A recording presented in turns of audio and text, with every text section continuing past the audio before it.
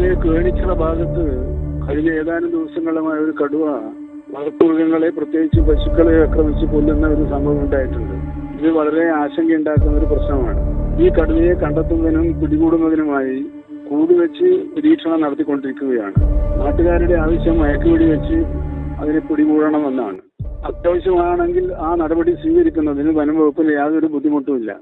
ഈ കാര്യം വിലയിരുത്താനും ഉറപ്പുവരുത്താനും മൃഗസംരക്ഷണ വകുപ്പിലെ ഡോക്ടർമാരുൾപ്പെടെയുള്ള ഒരു ടീമിനെയും സുരക്ഷാ പ്രവർത്തനങ്ങൾ ശക്തിയായി നടത്തുന്നതിനുള്ള ഒരു സ്പെഷ്യൽ ടീമിനെയും ആ പ്രദേശത്തേക്ക് നിയോഗിച്ചിട്ടുണ്ട്. കേണിച്ചിറ പ്രദേശത്തെ മുൾമുനയിൽ നിർത്തിയ ദിവസങ്ങളായിരുന്നു കഴിഞ്ഞ നാളുകൾ, ഒരാഴ്ചയോളമായി.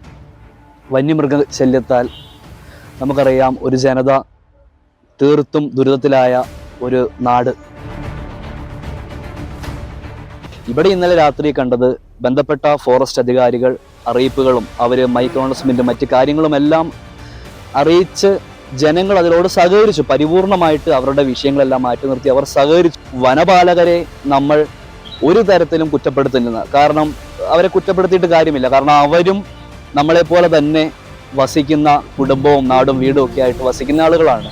നമ്മുടെ നാടിൻ്റെ നിലനിൽപ്പിന് വേണ്ടി വനപാലകരും അവരുടെ പ്രയാസങ്ങളും ഉൾക്കൊണ്ട് ജനങ്ങൾക്കൊപ്പം നിന്നതാണ് നമ്മളിവിടെ കണ്ടത്. നമുക്കിവിടെ വളരെ വ്യക്തമായി നമുക്ക് പറയാം, നമ്മളിവിടെ ഒരു തീരുമാനമെടുത്തു.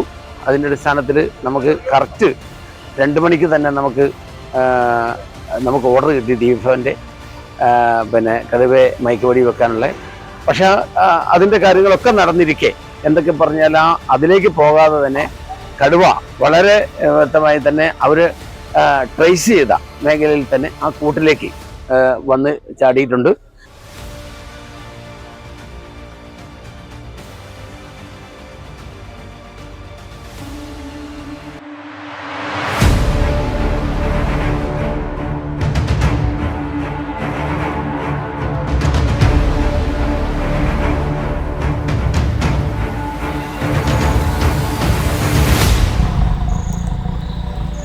ഏതായാലും ഞാൻ അഭിനന്ദിക്കുകയാണ് പ്രത്യേകിച്ച് ഫോറസ്റ്റ് ഡിപ്പാർട്ട്മെൻറ്റ് ചെയ്ത കാര്യങ്ങളൊക്കെ വളരെ അതിൻ്റെതായ ജനങ്ങളുടെ ഭീതി അകറ്റിക്കൊണ്ട് വളരെ വൃത്തിയായിട്ട് കാര്യങ്ങൾ ചെയ്തിട്ടുണ്ട്.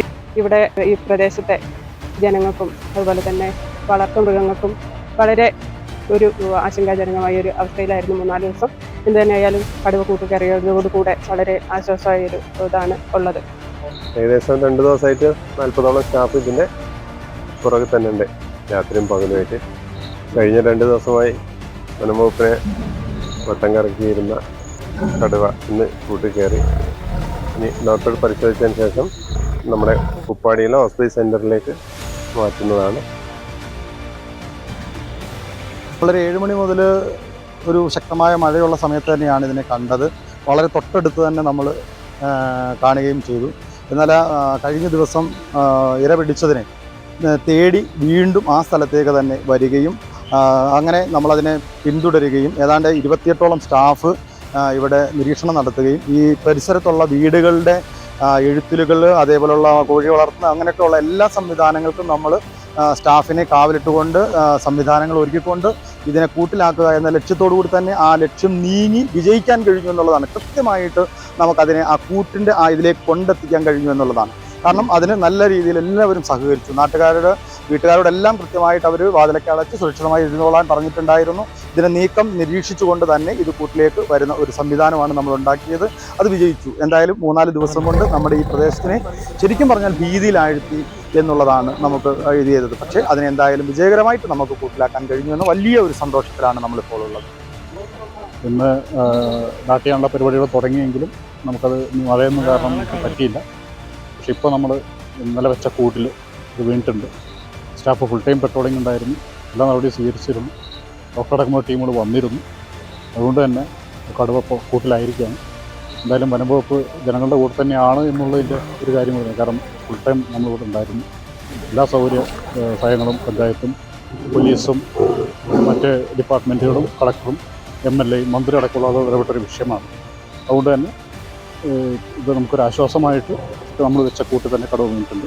ചെറിയ പരിക്കുകൾ കാണുന്നുണ്ട്, വലിയ ഇല്ലായ്മ കാണുന്നുണ്ട്. അതുകൊണ്ടായിരിക്കണം ഇത് പുറത്തേക്ക് ഇറങ്ങാനുള്ള സാധ്യത ഉണ്ടായിട്ടുള്ളത്. ഡോക്ടറോടെ വന്നതിന് ശേഷം നമുക്ക് മറ്റ് കാര്യങ്ങൾ നോക്കിയിട്ട് മുന്നോട്ട് പോകും.